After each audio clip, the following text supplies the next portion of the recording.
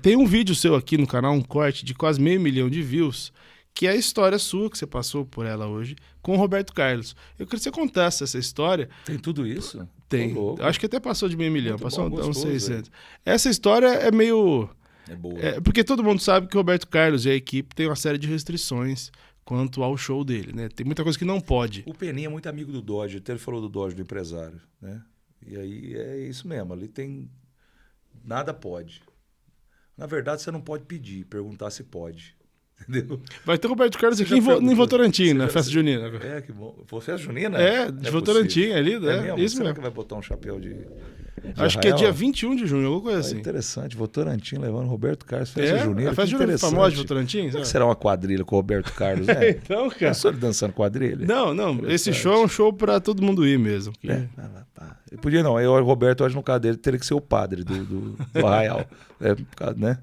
Mas enfim, o Roberto é referência. Em Barretos foi aquela loucura, né? Que contei a história dele de 50 anos e aí eu não tinha o microfone na mão e aí o Cássio Leite era o diretor, falou, cara, você não vai poder apresentar mais. Eu tinha criado uma expectativa gigante sobre isso.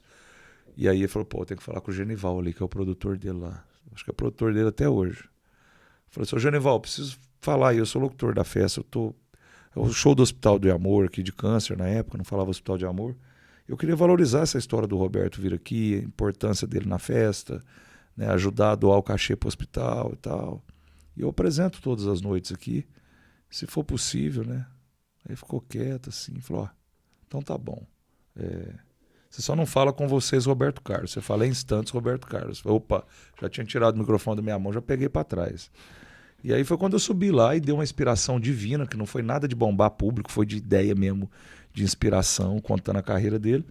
E aí ele saiu, a hora que começou o show, eles me chamaram e falaram, pô, aí eu achei que eles iam ficar bravos, falou, porque a hora que eu vi que a coisa estava bonita e o povo adorando, eu não falei instantes não, eu falei, com vocês o rei Roberto Carlos e tal. E saí do palco, o cara, vem cá, eu falei, já era, vão me fritar.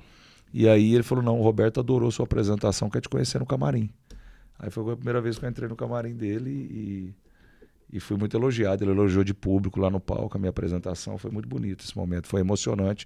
Então, apresentar o rei naquele momento, naquela época, eu começando a engatar mesmo a coisa, entregar bem para um...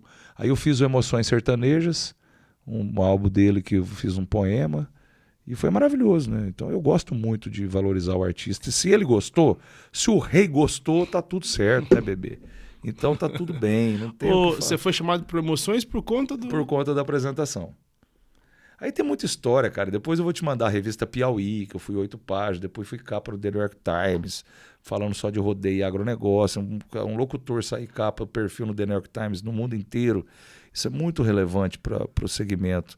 Então as coisas foram acontecendo. Aí o Porchat me levou no programa dele, quase me lascou inteiro lá, queria arrebentar comigo. Aí o Danilo Gentili tomou as dores, já fui no programa do Gentili, fez um programa inteiro para mim, pancada. Nada contra, mas o Porchat veio naquela linha da questão dos animais, aquela questão de que, pô, não tem nada a ver. E o Danilo Gentili foi um cara que abraçou, adorava a música do Biscato, tocou, fez eu cantar a música Marília, pôs um touro mecânico, fez aquele teatro todo. E eu sou um cara de auditório, eu gosto muito de auditório, de brincar com as pessoas e tal, entendeu? E gosto de bater papo e conversar e rende. E é isso, cara, eu sou muito ativo e gosto muito do que eu faço. O do Roberto, você falou o que no palco? Que pegou ele, você achou?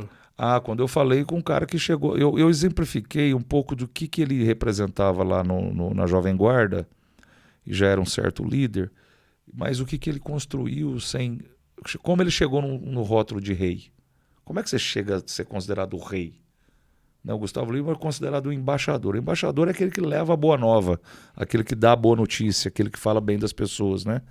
O Gustavo foi embaixador de Barretos e aí depois o embaixador, né, virou embaixador da música. Então, porque é um cara que tem que sempre valorizar a arte, a música, né, e quem vive da música e os eventos em si.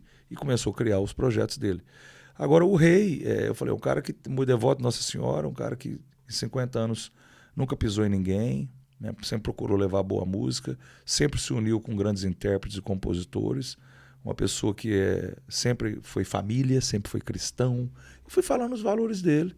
E chegou aos 50 anos de carreira, né, e ao título de rei, que isso é irretocável, isso é imudável, não tem jeito de mudar, não muta isso nunca. E aí ele gostou muito desse texto que eu fiz na época. E aí ele falou, pô, o cara contou tudo do que eu acredito. Né? Desde da fé, da busca, da humildade, do trabalho, da conquista, né? Da bênção que Deus trouxe para a vida dele, dos amigos que fortaleceram a carreira dele. E aí vai embora.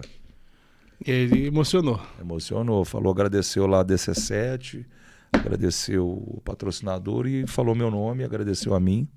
E eu fiquei muito emocionado e o povo meio desacreditou, né? Porque ele falou ao vivo. E o Dodge que tá com o Gustavo hoje lá fora, né? Pegou lá para poder agenciar o Peninha, me falou isso hoje. O Dodge é um fenômeno, né? Aquilo é um fenômeno. Só uma pergunta que eu deixei passar. Quando o público tá para baixo, você tem algumas cartas na manga ali que... É muito espontâneo, mas acontece. Porque... Frio, não sei, dia frio. Eu falo, pô, tem alguém vivo aí? Para tudo, desliga a luz. Eu puxo para mim mesmo o B.O. Eu não tenho esse negócio, pode ter 10 ou pode ter 100 mil, é a mesma vibe. Só que quando o cara tá para baixo, eu procuro falar, peraí, eu já cansei de parar até a arena de rodeio. O cara na hora do hino nacional sentado, não tira o chapéu, fala, não, peraí. Na hora da oração do Pai Nosso, que às vezes a gente faz na arena, o cara sentado. Então eu dou uma dica de, pô, vocês são importantes, gente. Vocês estão aqui para se divertir, para curtir. Você não vai ter outro momento desse. O momento é só esse. Depois vai passar, igual a água debaixo da ponte. Não volta mais. Curta esse momento. Quando a gente pede para levantar a mão, para agitar, é para a gente reverenciar a vida. O cara não quer ficar de braço cruzado. O que ele vai fazer lá? Né?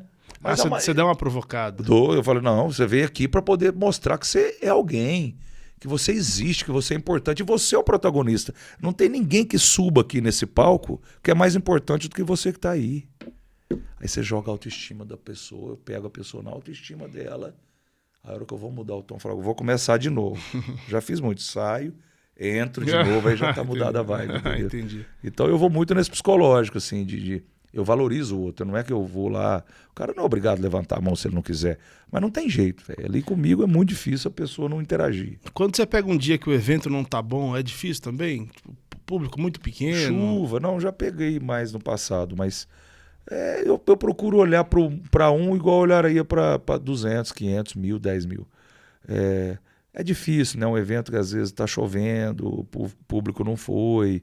Aconteceu, mas graças a Deus, de muito tempo para cá, uns 10 anos para cá, a gente tem acertado e tem sido chamado para eventos que realmente têm relevância. E os eventos, eles têm tido bom público, né?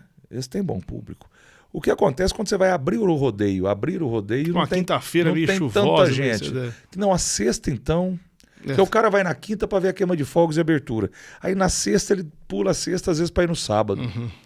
Né? Então, às vezes, você pega uma arquibancada mais vazia, um pouco não tão cheia, mas você leva o texto do mesmo jeito, resume um pouco e já toca logo, mas eu nunca me importei. Para mim, o público ele é fundamental, mas eu não preciso de plateia lotada para eu fazer o que eu faço. Eu faço com 10 igual eu faço com 10 mil. E é muito mais difícil. Você fazer lotado é gostoso. Pega vazio para ver.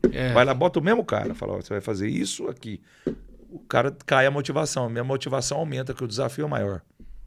E eu gosto desse desafio, de surpreender. Entendeu? Já aconteceu de eu subir a arquibancada, já aconteceu de ter show um dia da Ana Castela em Mirassol, estava até cheio, muita criança, chamei as crianças todas dentro da arena, falei sobre a liturgia de você não criar ídolos, né? Mortais, né? Você não ter aquela questão, né? De você admirar, mas não colocar isso num pedestal, né?